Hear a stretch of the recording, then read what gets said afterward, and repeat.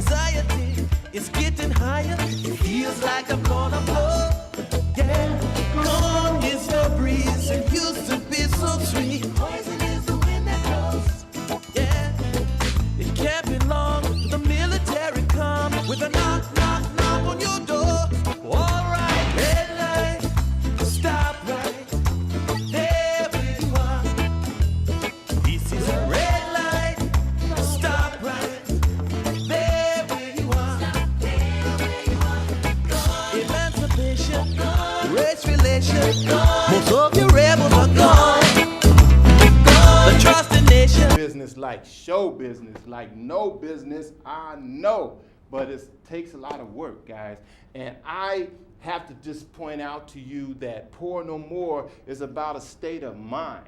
It's about doing the right things. It's not only about finances, but it's about getting your health together, getting your relationships together in your home and around your neighborhood. It's about getting your spirituality in check. Get those things together, and I can guarantee you, you will be poor no more, because it is not only about the money. You can have a pocket full of money and be in bad health, and you will probably give all the money that you could muster, and then in exchange for good health. Welcome to Poor No More. I want to thank you for taking the time to stop in. Don't go anywhere. We got some really, really good things to talk about.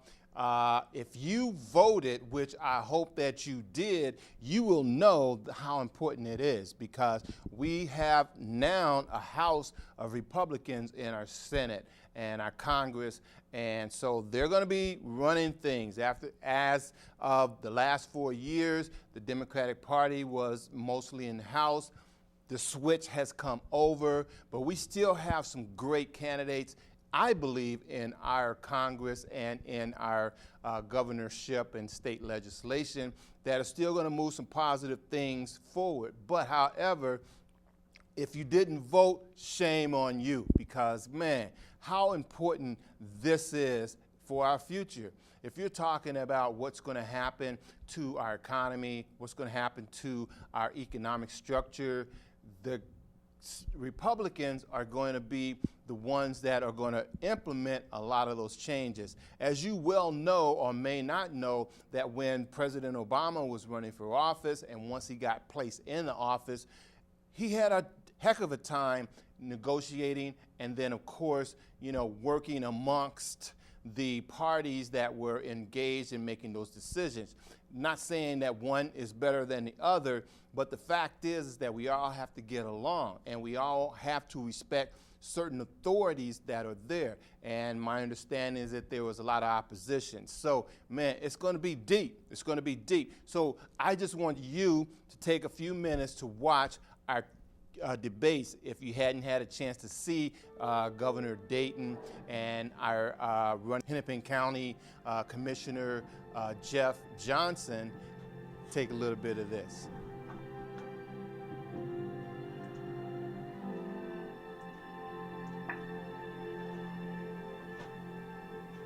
Good morning and welcome to the campus of Hamline University in St. Paul, just steps from the state fairgrounds and home of the Pipers, a school founded back in 1854 and considered by many to be the oldest college in the state of Minnesota. And welcome inside. We're coming to you live from the Claus Center here this morning.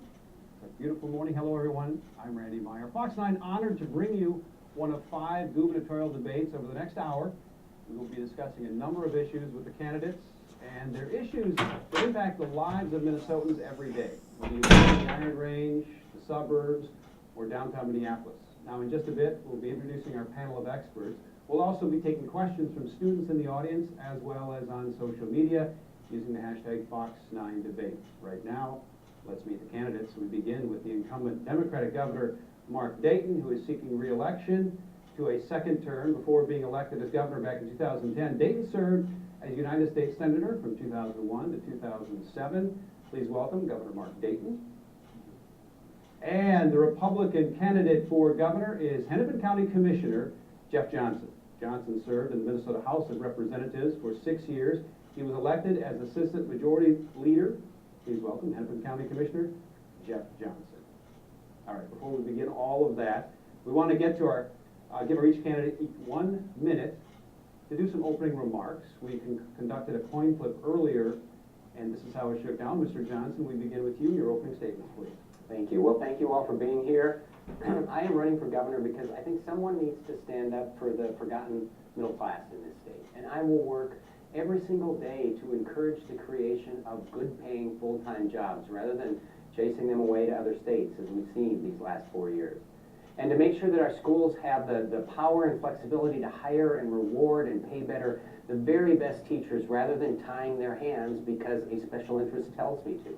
And most importantly, to make sure that government takes a little bit less from the middle class and spends what it does take more efficiently and effectively, putting the family budget in front of the government budget for a change. So for me, it's about good jobs, it's about great teachers, it's about lower middle class taxes, and it's about smarter government. That's why I'm running for governor, and I'm looking forward to this morning. Thanks. Governor Dayton? When I became governor in January 2011, Minnesota was not in good shape. We owed our schools $2 billion. We faced a projected $6.2 billion deficit, and our unemployment rate was 6.8%. I campaigned on the promise of a better Minnesota, and I believe that promise has come true in the last 3.5 years. Unemployment is down to 4.1%. We have budget surpluses rather than deficits. We've repaid all of our schools. We've also invested in all-day kindergarten, early childhood education. We've frozen tuitions at the University of Minnesota and Minnesota campuses. And we've seen jobs created all over our state with 172,000 more people working than when I took office. More jobs in the private sector now than ever before in our state's history. We have a lot more work to do, but we're on the right track. And I believe we'll continue that progress if we continue in our present policies. All right, thank you both candidates. Next, we want to introduce our panelists. They are a combination of journalists throughout various media outlets here in the Twin Cities. Together, they've come up with a series of questions to ask the candidates, and they are from left to right: Rachel Stassenberger of the Star Tribune, Tom Scheck, Minnesota Public Radio, in between there, and Bill Salisbury of the Pioneer Press. Thank you all for being here today. We appreciate it.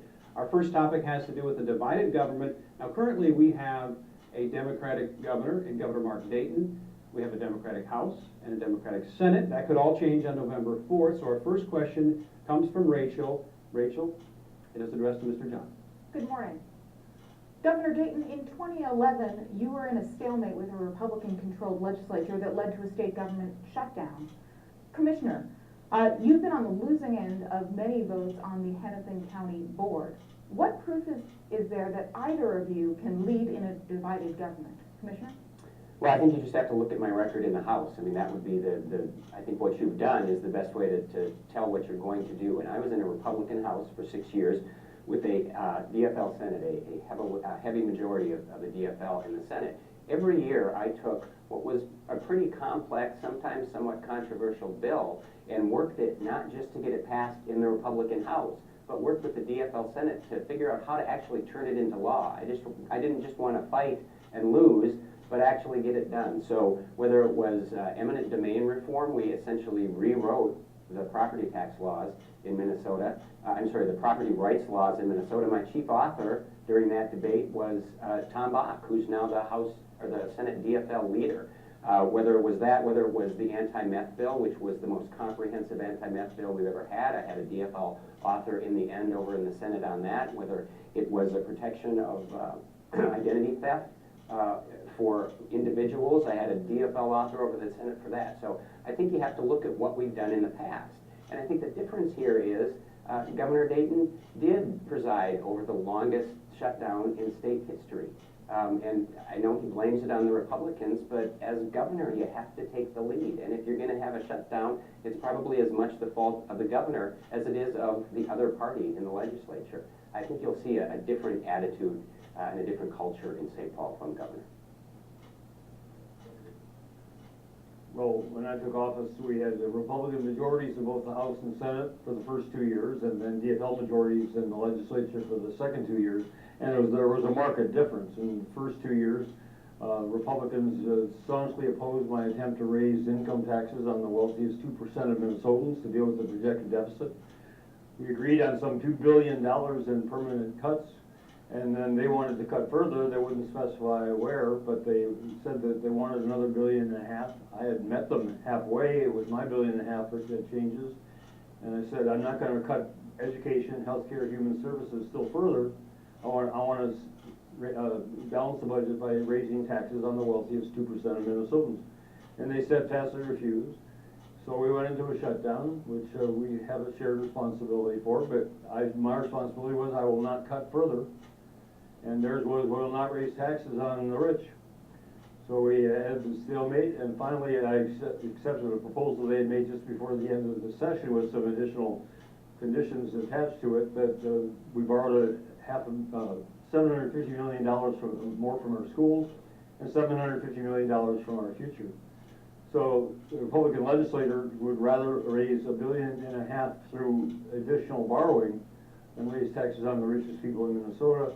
Fortunately, that was changed when we had... These guys were going at it, and by right, I had a very tough time in deciding on who I was going to go for, because they both had some very, very solid, very convincing statements about how they're going to be able to run our governorship. And I appreciate, all of the candidates for putting their hat in the ring for running for office, because as you well know, if you don't run, then your voice is not going to get heard. And I want to thank all the people that voted for me as I ran for city council for Osseo, Minnesota this year. I was very proud to be a part of that process.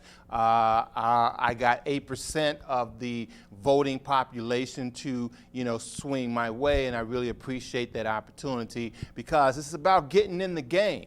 Getting in the game, okay? I want to take a few more minutes to just kind of let you see another race and debate that was taking place about our state senators, The 2014 election year is in full swing, and as part of our commitment here at Eyewitness News, we are pleased to carry several debates. Up next is the U.S. Senate debate between Democratic incumbent Al Franken and Republican challenger Mike McFadden. We will begin with opening remarks, kind of a chance to set the tone, talk a little bit about yourself, whatever you want to talk about. I guess you'll get, each candidate will get 2 minutes. Senator Franken, as the incumbent, will begin with you, sir. Thank you. Good morning, and I'd like to thank the Duluth News Tribune and the Chamber for hosting this debate. Northeast Minnesota took it on the chin in the Great Recession, but you're fighters, and Duluth is coming back strong. I've done everything I can to be a partner with you in that process, because we got to make sure that recovery reaches everyone. Because mining is so important to this region, I worked across party lines to pass a bill that made sure that American steel is used in federal water projects, and which secured the funding for the dredging needed in Lake Superior. And because Duluth Harbor is so important to our state's economy, I successfully fought to get millions for harbor improvement. I fought to make sure that the award-winning 148th Fighter Wing became an active associate unit, so it could continue to be at the center of Duluth's burgeoning aviation sector. Some of the 148th work with AAR, and I've seen AAR partner with Lake Superior College to train up new mechanics to service the jetliners at the airport. See, we have a skills gap in this country. 3 million plus jobs that businesses can't fill because they can't find workers with the right skills. So I took this model of community and technical colleges working with different business sectors to train up skilled workers, and made that a focus of Congress's first successful reform of our federal workforce training system. Now more Americans and more Minnesotans will have the opportunity to train for these high-skilled, good-paying middle-class jobs that will make our economy stronger. It's been an honor working with and for the great people of Minnesota and the United States Senate. We have a lot of work to do to make sure that our state and country work for all Minnesotans. And I look forward to this debate to discuss how we can build on what we've achieved so far. Thank you. Mr. McFadden, 2 minutes, sir. Thank you, Chuck. Thank you, Roger, for the invitation this morning. I want to thank the audience. I appreciate you being here at an early time in the morning, and I want to thank Senator Franken for your service over the last 6 years. I appreciate it, and I wanted to recognize Franny, and the two of you are celebrating your 39th wedding anniversary, I understand, tomorrow, so a day early, I'd like to congratulate you on 39 years. You can use it again. You can use it again. I'm Mike McFadden, and I'm running for the U.S. Senate because we can do better. We have to do better. I like to describe myself as just a dad. My wife, Mary Kate, and I have been married for 23 years, and we've been so blessed. We have 6 children, 5 boys, and my daughter, Molly, who I like to describe as a rose among thorns. Mary Kate and I are so concerned about what we're handing off to our children, $17.5 trillion of debt. Now we're asking them to pay for our healthcare system as we get older with a system that does not work and needs to be fixed, and I will do that. We also have an overzealous regulatory agency that has absolutely been an enemy of mining and farming, and I will fix that. I am running against someone, Al Franken, who has voted with President Obama 97% of the time. And as I've traveled across our great state, what I hear consistently is people don't believe that the president is leading us in the right direction. This economy has gone absolutely sideways since Al Franken took office. Wages have not increased, but every expense is going up, whether it be food, gasoline, energy, and now healthcare. But it doesn't need to be that way. This is America. We are the greatest country in the world. I know how to get us back on the road of growth and prosperity. I have a plan. I am an independent thinker. My plan is called the 3 E's. Energy and mining. I will get these mines open, I promise you. Education and effective government. I look forward to speaking to you about those 3 E's throughout this morning. So you see, there are a lot of issues that are very, very important. So it kind of depends on, and this is what I realize, it depends on where you live. What is your status in our communities that will allow you to go either way? If you're over here in the rural farming community, the Iron Range community, then your issues are different from the cities, community, inner city community. So those issues are different. So there's some really, really powerful things that are going on out there. And as you seen, Al Franken had, captured a lot of interest. Again, we appreciate all the candidates for, stepping up to the plate. When we talk about mortal courage, we're talking about, again, people stepping up to the plate and willing to make a change. So, guys, I appreciate you stepping up to the plate and taking I appreciate you stepping up to the plate and spending a few minutes with us here on Poor No More, because it is about being poor no more, and it's about being informed. Are you informed today? I have a special guest, and I would like to bring on, so please help me welcome Mr. Jimmy Morse. How you doing, man? Jimmy? How's it going, man? It's good, man. You? Hey, every day you wake up, it's a good day. It's a good day. It's always a good day, man. And I would just like to say, I appreciate you taking the time to come in on the show today, Poor No More. And we're going to talk about, the entertainment. We got this beautiful, nightlife, and, a lot of entertainers out there that are still moving and shaking and just creating some great music and presence for our community. Okay. You as an artist, man, you guys got a band. Correct. So tell us a little bit about you, okay? Well, first of all, I want to commend you. Okay. Because you've made an effort to do things and get things done, and that's really what we need. We need individuals that are willing to make an effort. A lot of people talk the walk, walk the walk, but to actually do the things, right, that's a big, important part.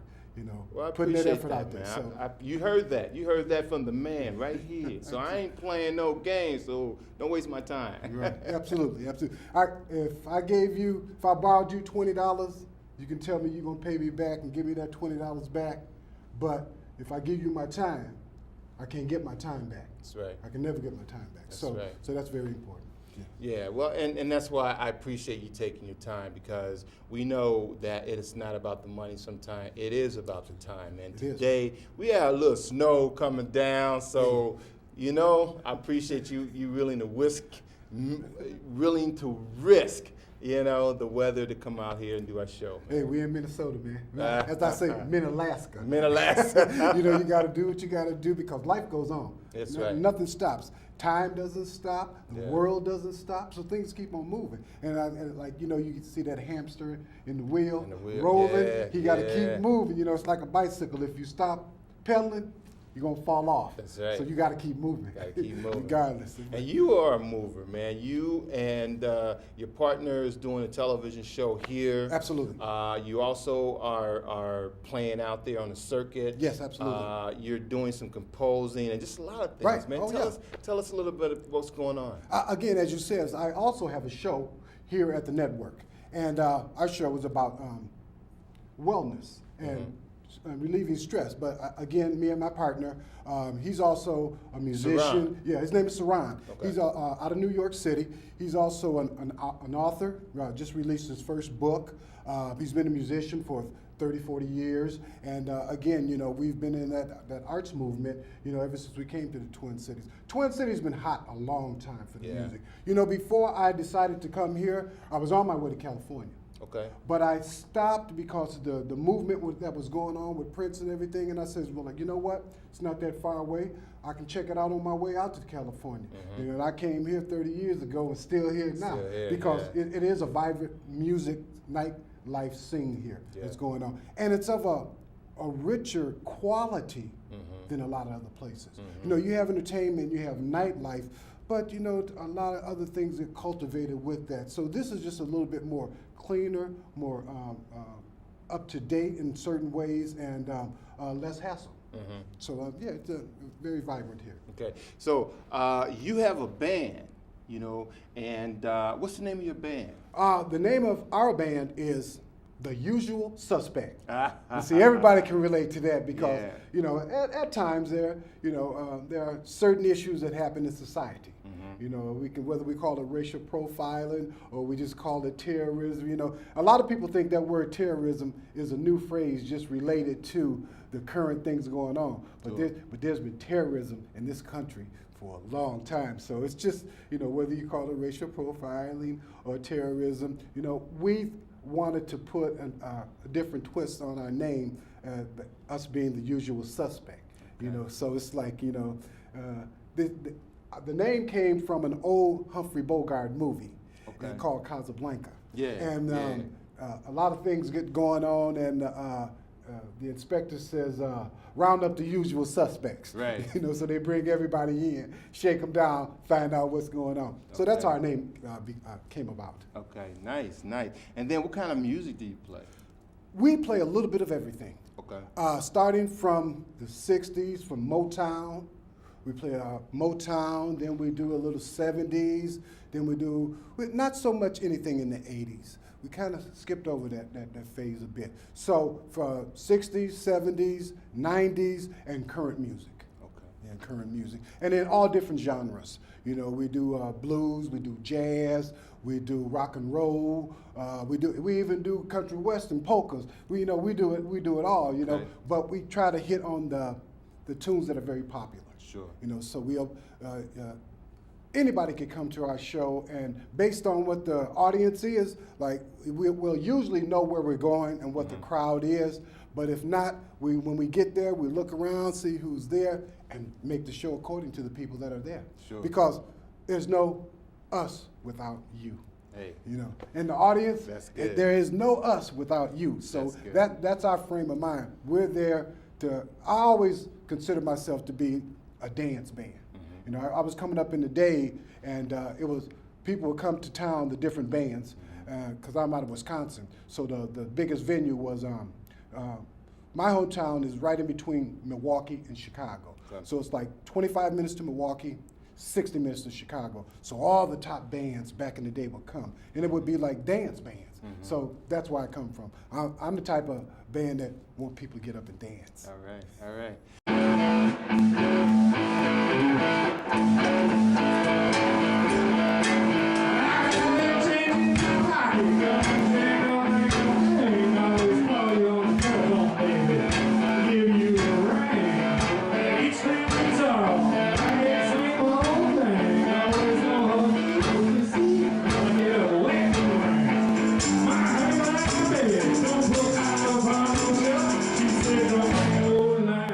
Keep your hands to yourself.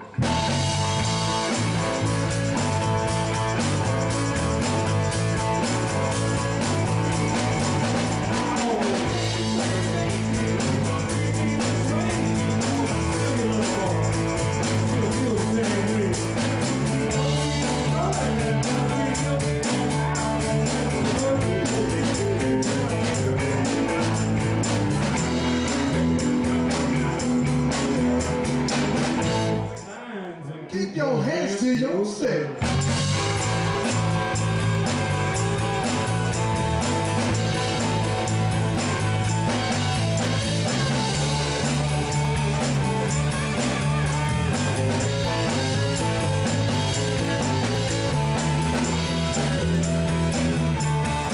We have a lot of young people that are coming up in the industry that are doing, I mean, I like rap, I like, situational rap, I like music that moves you, but also has a story content.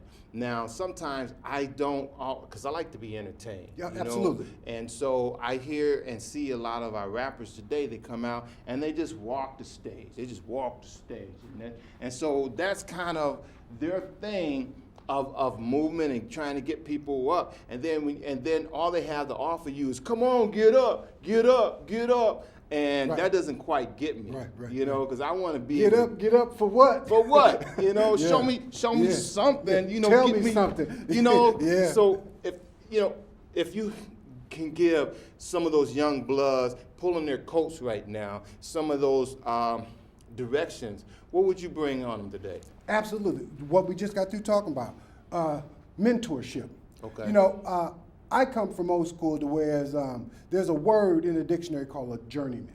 Mm-hmm. And a journeyman, just as the word exemplifies, it's a journey, a passage. So what that means is you start from one level, intermediate level, you learn all the basic aspects of whatever it is you're doing. Mm-hmm. Now in music, technology has come along to whereas it has made it so that individuals don't have a lot of fundamental basics behind them. Mm-hmm. Technology has made it to where as an individual can come in and be on the scene and produce their music. That's good, and that's bad. Yeah. Because if you don't go any further than the technology, you really need to know the foundation. All right. Peace out.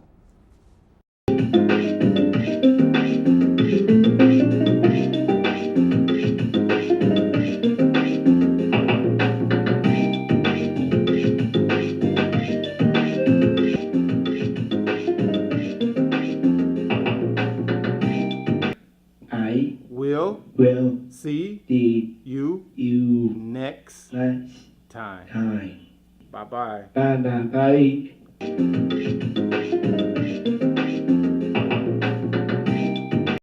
Guys, I'm very serious about what, our economy is going to be looking like. And I'm offering to say, hey, let's team up. Let's figure out how we can work together to become financially and economically poor no more, because, there's some changes going on. There's some really serious changes going on, and you need to be aware of it, okay? And that's why I'm here. Give us a call, email us, let us know what you're thinking about our show, what you're thinking about the economy, and how you feel that you should move forward. If you don't have a plan, let's get together and work up a plan. I got a plan, and it's a big plan, and it does include you. So this is Donald Jackson. Peace. Love you. Say a prayer once in a while, because God listens, I believe it, and I thank you very much for stopping in to watch the Pour No More. See you next time. Don't forget to watch Quincy's Recipe, music clubhouse show. It's also coming on your local television. My high anxiety is getting higher. It feels like I'm gonna